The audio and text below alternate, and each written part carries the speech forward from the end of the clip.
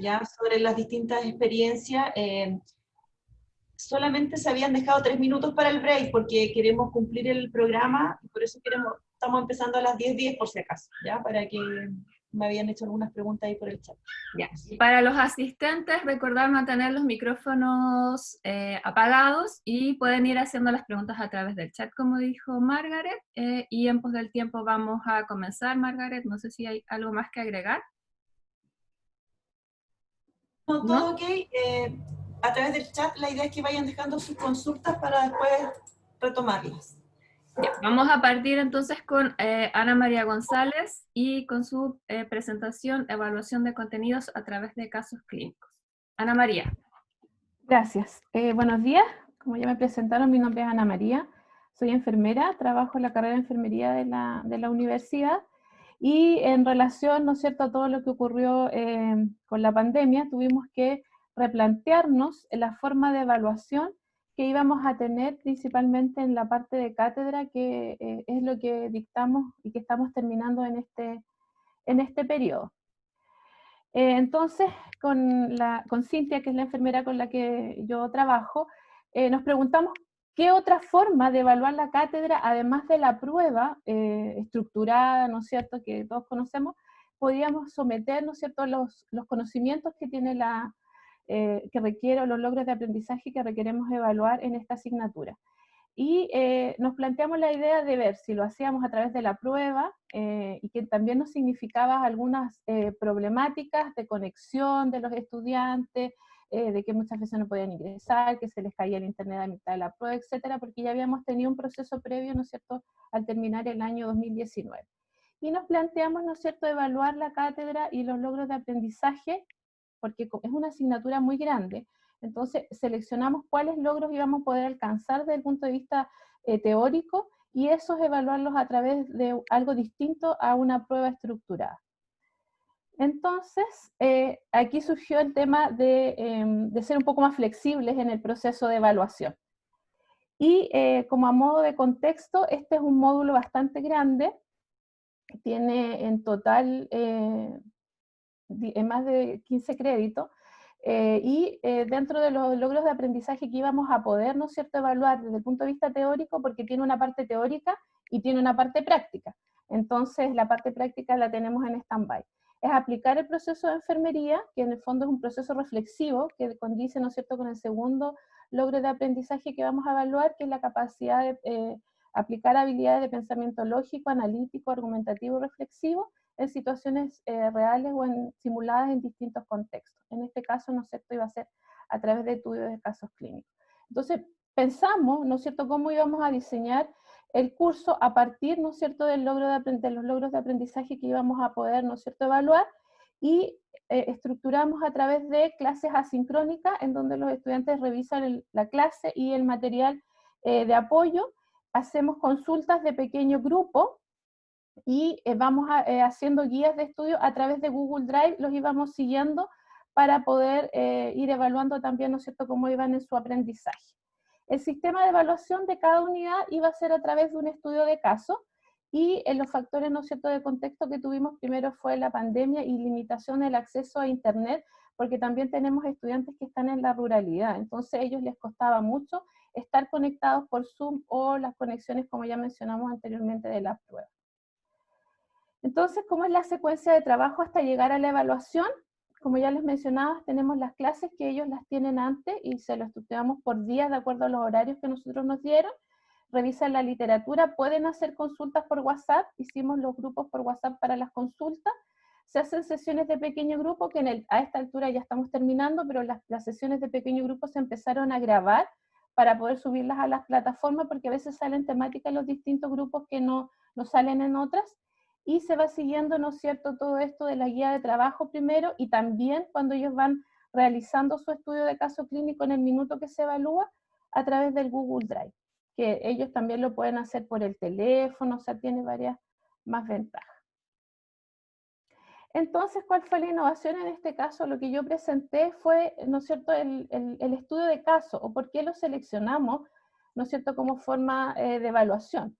El estudio de caso, ¿no es cierto?, es una narración que es objetiva, es retrospectiva, nosotros tenemos un arsenal de casos, ¿no es cierto?, que fuimos seleccionando de acuerdo a las características del curso, y además, ¿no es cierto?, eso permite que ellos puedan analizar la información de acuerdo a la unidad, ¿no es cierto?, que se presenta, ver cuáles son los problemas y los parámetros que puedan influir desde el punto de vista clínico, además, ¿no es cierto?, de identificar cuáles eran las soluciones posibles y tomar decisiones al respecto. Y, ¿no es cierto?, esto también permite la discusión y la interacción entre los estudiantes, porque en principio pensamos hacerlo de manera individual, y después nos faltaba la parte de discusión entre ellos, y lo hicimos entre grupos de pares. Ya ellos realizan la guía de estudios individual, pero la evaluación final, que es el estudio de caso, la realizan entre pares, ¿ya? Y también, ¿no es cierto?, si ellos tienen dudas, podían irnos preguntando, igual como que fuera una prueba, ¿no es cierto?, la interacción. Una vez que termina la evaluación, estos fueron los resultados, perdón. Una vez que terminaba la evaluación, ellos entregan su estudio de caso, lo suben a la plataforma, y nosotros nos reunimos en grupos pequeños para revisar el caso y ver cuáles fueron las dificultades, como el Google Drive también permite ir viendo la secuencia de las discusiones que ellos iban teniendo, o las problemáticas que se iban planteando, y nosotros íbamos registrando cuáles fueron las principales dudas o dónde hubieron, ¿no es cierto?, más problemas, y los íbamos analizando. Y esa sesión también se graba y también, ¿no es cierto?, ha ido quedando para ellos de la revisión en el fondo del caso clínico. Esto se evaluó, hicimos 2 evaluaciones, una a la mitad del proceso y una que se hizo esta semana, pero no la alcancé a terminar de analizar.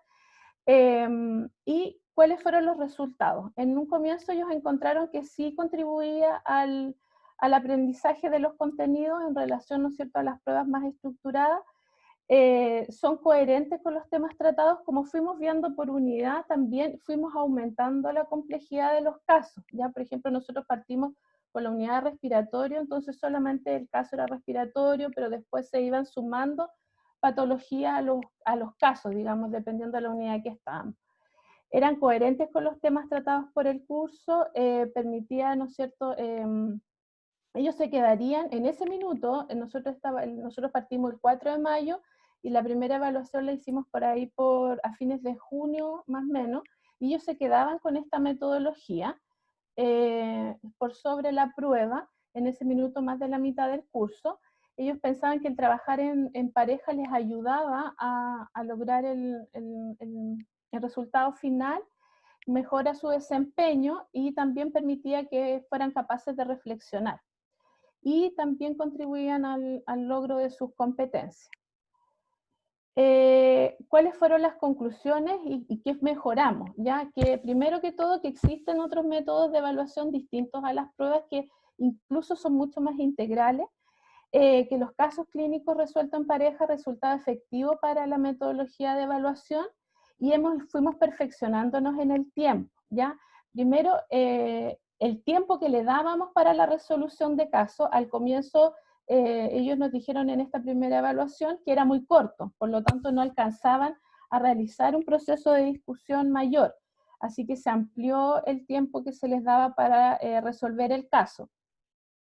Lo otro, ¿no es cierto?, bueno, hubieron problemas entre las parejas que también, por la de los estudiantes, fuimos capaces de ir resolviendo. También nosotros fuimos planteándoles algunas inquietudes mientras ellos resolvían. Al principio solo mirábamos y después les íbamos agregando algunas preguntas, ¿no es cierto?, en la segunda parte, como para influir más en el proceso de discusión. Eso vamos a tenerlo ahora, pero lo que nos han comentado, que también les gustaba que nosotros les pusiéramos ya, ¿y qué pasa acá? Y repetíamos en todos los grupos la misma pregunta o la misma inquietud. Entonces eso también les generaba a ellos como situarse, pensando que estaban, ¿no es cierto?, en un contexto intrahospitalario. Ana María, 2 minutos. No, terminé. Está lista. Eso sería como muy resumido lo que realizamos. Buenísimo. Agradecemos la presentación de Ana María, y vamos a continuación con 2 preguntas que están en el chat.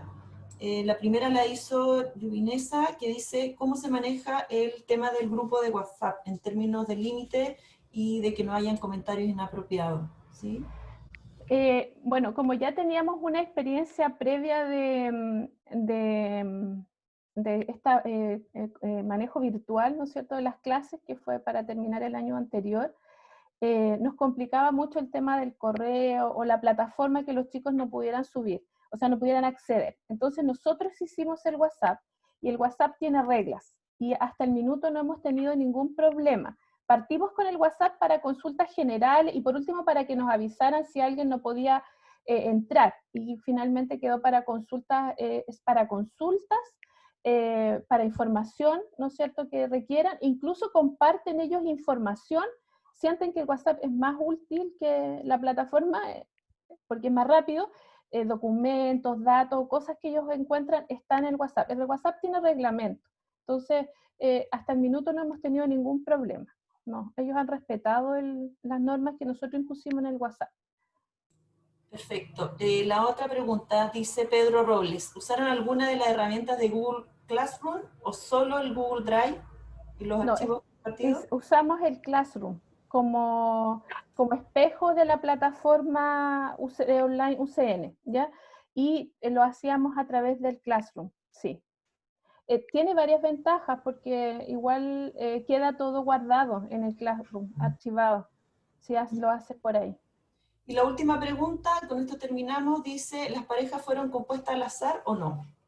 Fueron al azar, y por eso una de las situaciones que tuvimos fue que hubieron parejas que tuvimos que desarmar porque no funcionaban, y es más difícil de manera virtual hacer que eso funcione. Entonces, en un principio dijimos, no, ellos tienen que aprender a trabajar, pero cuando hubieron situaciones muy extremas en que tuvimos que modificarla. Ahí, en situación extrema, hubo un par de parejas que cambiamos. Al resto conversamos con ellos y le dijimos que era trabajo y que por lo tanto tenían que aprender. Pero hubieron circunstancias que tuvimos que mediar, yo creo. Mediar, claro. En algunas mediamos y en otras no funcionó la mediación y tuvimos que separarlo. Sí. Eso. Muchas gracias, Ana María, por tu presentación. Gladys va a presentar la segunda experiencia. David, si puedes compartir pantalla. Ya. Es el turno de David Rojas y su presentación es Adaptación de recursos de aprendizaje para la lectura y escritura inicial, una experiencia de práctica como aprendizaje más servicio en tiempos de pandemia. Adelante, David. Muchas gracias, Gladys. ¿Me escucho bien? Sí. Perfecto. Bueno, como ya lo anunció Gladys, yo voy a presentar una experiencia que se desarrolló desde la carrera de Pedagogía en Educación Básica, concretamente desde las prácticas. En la carrera se trabajan con experiencias prácticas profesionales en el último año y las experiencias progresivas, ¿bien? Este es en el caso de una experiencia de práctica progresiva, debido a que teníamos el acuerdo de posponer a este segundo semestre las prácticas profesionales, ¿bien? Esta asignatura, la práctica progresiva 2, es una práctica que está enfocada a trabajar lenguaje y comunicación primero básico. ¿Y por qué decidimos mantenerla? Básicamente porque queríamos intencionar una experiencia que nos sirviera de piloto para pensar o diseñar cómo iba a ser el segundo semestre, y además que desde las escuelas este nivel primero básico era el nivel más conflictivo para los profesores de aula. Entonces requerían un apoyo, y por eso decidimos mantener esta asignatura y replantearla bajo esa lógica, de que se leyera como un apoyo a los profesores del sistema escolar. Bueno, ese es más o menos el contexto en el cual lo planteamos. Y ahí diseñamos una propuesta que permitiera adaptarse a este escenario. Esta es la primera práctica de intervención que realizan los estudiantes de pedagogía. Y por tanto, lo tratamos de llevar a un escenario que fuera mucho más cómodo para los profesores de las escuelas, ya que en muchos casos no estaban usando todavía en primero básico Zoom, Meet o Teams. Simplemente se estaban mandando guías para la casa. Entonces no había una clase propiamente tal. Por eso la propuesta fue reemplazar el modelo tradicional de la práctica por elaboración de recursos de aprendizaje para apoyar la lectura y escritura inicial. Ese es más o menos el contexto en el cual se planteó esta propuesta. Trabajamos obviamente con un grupo de profesoras mentoras desde las escuelas, concretamente 8 profesoras, 4 escuelas de Antofagasta, Liceo Andrés Isabela, la Escuela Ludwika Domit, el Liceo Experimental Artístico y el Colegio Lidia Moreno. Los recursos que elaboramos, bueno, tenían una estructura clara, definida, un primer momento con las actividades propuestas, pero también debían incluir tanto orientaciones para el profesor como para la familia.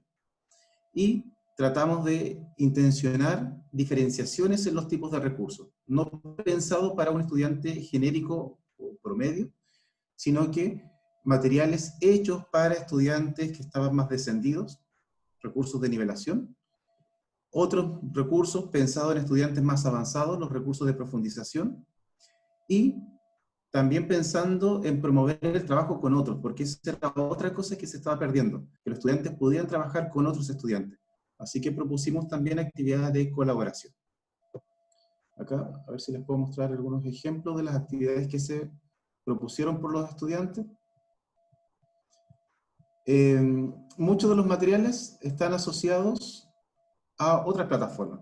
Los diseñamos en este formato PDF para que fuera más fácil enviar, porque también es dispar la realidad de cada colegio y cada estudiante. En algunos están usando plataformas, en otros simplemente correo, o en algunos el único medio de comunicación es a través de WhatsApp. Por tanto, mandar un PDF con los enlaces incrustados era la forma más efectiva de que el material llegara a los niños y niñas. Entonces, este es más o menos el tipo de actividades que se proponía.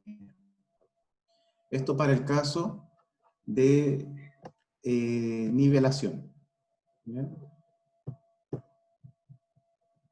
Para el caso de profundización, lo mismo, se insertaban algunos videos y actividades.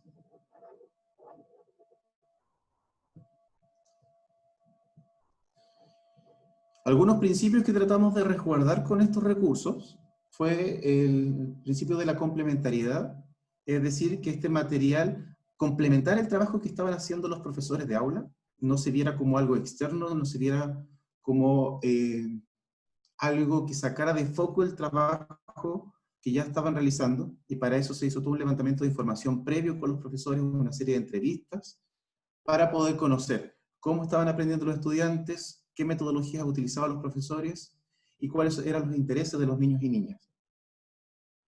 Virtualidad, en el sentido de utilizar las herramientas que nos ofrece la tecnología para insertarlas en estos recursos que facilitaran el aprendizaje de la lectura y escritura. La interactividad, no solo dispositivo estudiante, sino que entre estudiantes y una interactividad entre profesor y estudiante. La adaptabilidad, en el sentido de que el material tenía que ser lo suficientemente flexible como para entregarse impreso si es que no había conexión, o trabajarse de manera online. ¿Ya? Todos los materiales que elaboraron podían ser utilizados de ambas formas.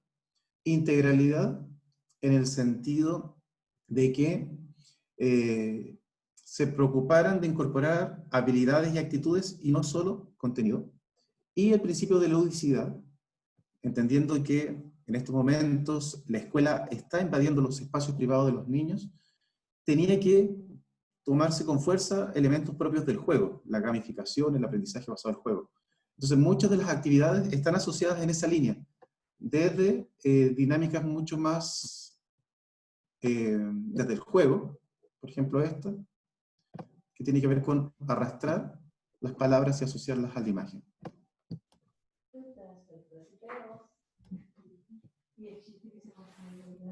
Todo este trabajo se realizó desde el mes de mayo y finalizó en el mes de agosto, cuando hicimos la presentación de los recursos. Estos recursos siempre estuvieron disponibles para este grupo de 8 profesores, pero en el mes de agosto hicimos un lanzamiento de una plataforma donde sistematizamos cada uno de los materiales elaborados para que fuera accesible a los profesores de la comuna. Esta es la página que se elaboró. Y aquí quedaron cargados todos los recursos que los estudiantes de pedagogía básica elaboraron. Bien, en el mes de agosto lo presentamos, asistieron 60 profesores del sistema escolar y que fue un material muy bien recepcionado. ¿Ya?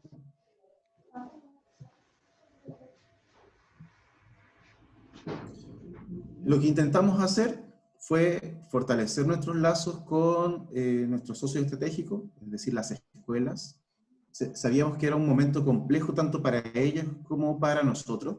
Estábamos todavía adaptándonos a cómo trabajar y por eso también era importante no desconectarnos totalmente de la realidad. Entonces, esta instancia nos sirvió para poner en valor el aprendizaje más servicio, en el sentido de que pudimos explorar nuevas experiencias formativas y a la vez fortalecer nuestros lazos con las escuelas, ¿ya?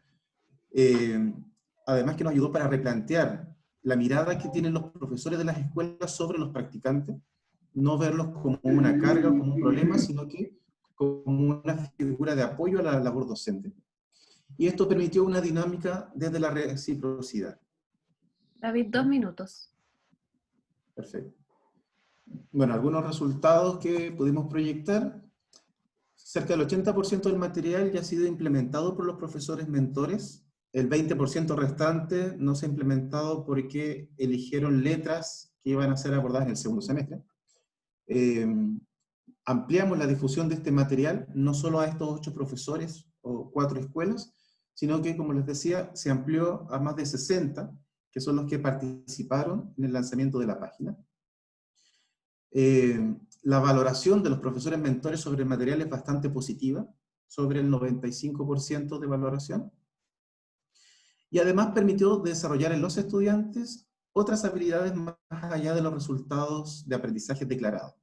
Lo que tiene que ver, por ejemplo, con la adaptabilidad al contexto y la diversificación de enseñanza.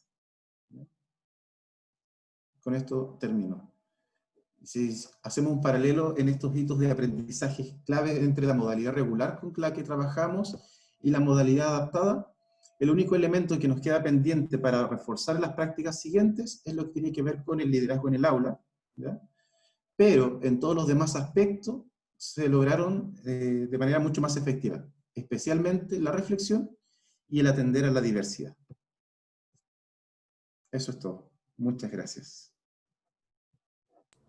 Muchísimas gracias, David. Muy linda experiencia. Uno ve que efectivamente ahí se utilizaron las plataformas, ¿no es cierto?, en la promoción del aprendizaje. Me gustó muchísimo la parte didáctica, cómo lograron hacerlo. No sé si hay pura felicitación en el chat, no hay preguntas. No sé si alguien quiere hacer alguna pregunta específica.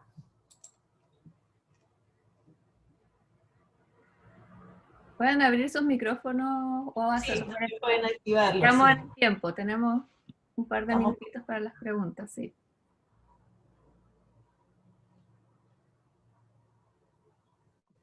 Estaba entusiasmado viendo la página. Sí, sería bueno que compartieran Está muy entretenida. Está muy la entretenida. página por chat, a lo mejor para mirarla, David, ¿se podrá? Que la puedas compartir con todos y todas. Buenísimo, ya. Ahí está la página. Bueno, este semestre, el segundo semestre, nosotros vamos a continuar ya con las experiencias de las prácticas profesionales y vamos a seguir con la misma lógica. Buenísimo. Y esperamos producir una segunda página con el material. Ahora nos corresponde en el ámbito de matemática, tercero básico, y las 4 áreas entre quinto y sexto básico. Entonces la idea es que se genere un producto similar. ¿Y esto queda abierto para cualquier persona que pueda entrar y descargar el material? Lo dejamos abierto, sí. El único detalle que se nos escapó y que lo tratamos de resguardar al final, y obviamente lo vamos a intencionar en este segundo periodo, es lo que tiene que ver con dejar registro de las fuentes, ¿ya? Si bien hay material audiovisual que elaboraron los estudiantes, en algunos casos ellos sacaron material desde YouTube. Entonces eso necesitamos, si lo vamos a dejar en una página abierta, debe quedar referenciado en alguna parte. Entonces es un detalle que aprendimos sobre la marcha. ¿Y tienen algún contador de cuántas descargas han hecho del material? No, solamente las personas que participaron del lanzamiento, y por eso hablo de 60. Probablemente han aumentado. vamos a buscar la fórmula de instalarle un contador a la página.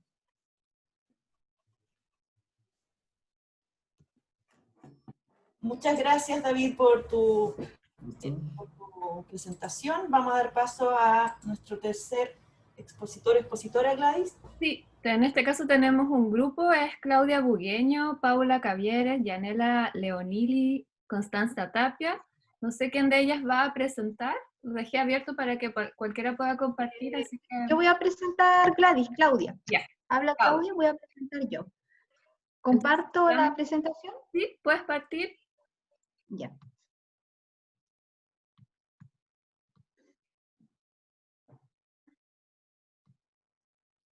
Ahí está.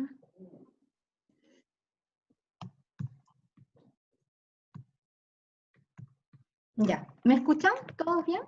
Súper ¿Sí? bien. Ya. Para partir les voy a comentar que lo que hicimos nosotros fue entregar video feedback con una pauta de reflexión, la adquisición de las competencias genéricas y profesionales de los estudiantes de nutrición y dietética. ¿Por qué escogimos en verdad el video feedback? Contarles un poco, porque hay un cambio en el paradigma realmente en la actualidad de lo que es el feedback o en la forma en que este se entrega. Antiguamente siempre el feedback estaba centrado en que era una entrega de información, estaba en que los estudiantes recibían comentarios, y toda la literatura actual apunta que hay un cambio en este paradigma y que este feedback actualmente debe ser centrado en el estudiante, y es el estudiante quien genera finalmente este comentario.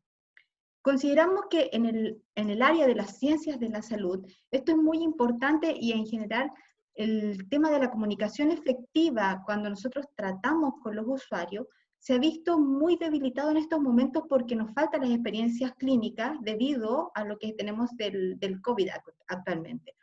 Por tanto, lo que nosotros necesitábamos fortalecer en nuestros estudiantes es que ellos fuesen capaces de poder explicarle a un usuario qué es lo que tenían que comer. De esta forma, pensamos utilizar un video feedback en el cual los estudiantes, ellos grababan un video y luego lo enviaban a nosotros. En verdad, aquí hay muchísimos aspectos que nos dicen por qué este proceso era principalmente importante. Está el tema de la dimensión temporal, que fue considerado al momento de entregarle el feedback, que esto lo hicimos inmediatamente a los días que ellos nos entregaban, nos devolvían este feedback. También consideramos que estuviese basado en una rúbrica, que los estudiantes pudiesen clarificar sus objetivos, y esto nos permitía a nosotros facilitar también esta retroalimentación que entregábamos.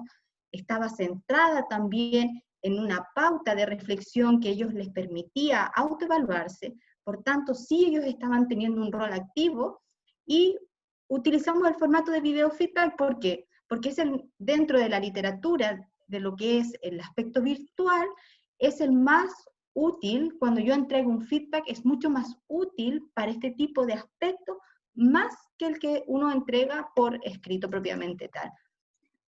Entonces nosotros nos enfocamos además en entregar este feedback en el proceso, y le dimos a los estudiantes que tuvieran oportunidades de volver a implementarlo. Por tanto, y como era a través de un video, los tutores intentamos además motivarlos a que ellos pudiesen mejorar. Contarles que el objetivo de nosotros era evaluar la efectividad de la implementación del video feedback con pauta de reflexión en la adquisición de estas competencias, que era la explicación, como les decía, del plan alimentario. Teníamos 28 estudiantes que son de 7º semestre curricular de la carrera, y acá aparecen los 4 tutores que entregábamos este video feedback. Cada una de nosotras tenía 7 estudiantes a los cuales le hacía la retroalimentación durante todo el proceso.